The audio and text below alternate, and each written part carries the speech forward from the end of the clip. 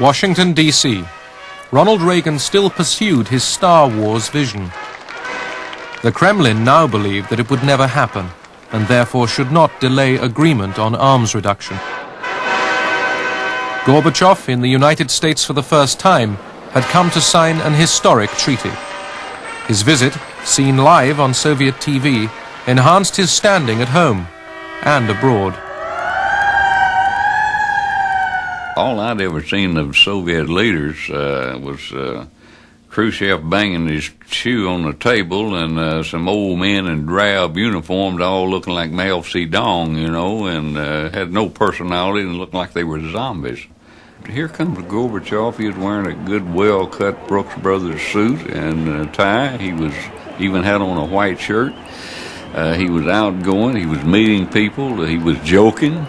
And he was getting along with people in Washington, D.C.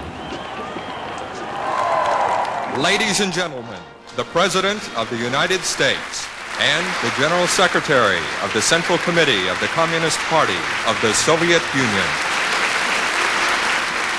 A Russian saying Reagan had learned from Suzanne Massie now seemed appropriate. The Russians like to talk in proverbs.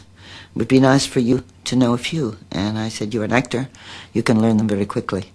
And I gave him this. Reagan was with us at the time, and she liked this one. And I said, here it is, and it was Doveryai, no Proveryai. Mr. General Secretary, though my pronunciation may give you difficulty, the maxim is Doveryai, no Proveryai. Trust but verify. Значение этого. На каждой встрече это повторяете. You repeat that at every meeting.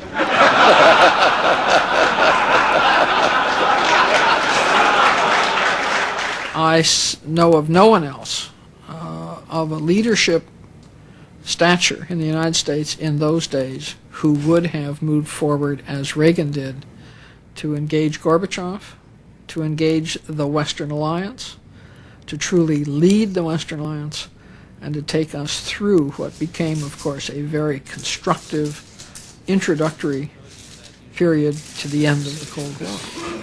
Yes. Можем даже обменяться. I think we should change.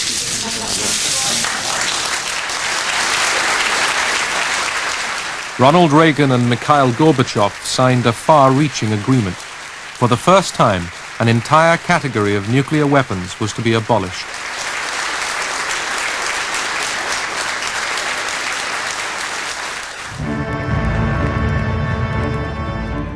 In front of the world's cameras, the Americans destroyed their cruise and Pershing missiles.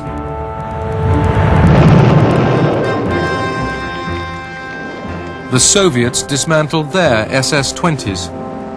In another milestone in reducing Cold War tension, inspection teams from both sides supervised the destruction.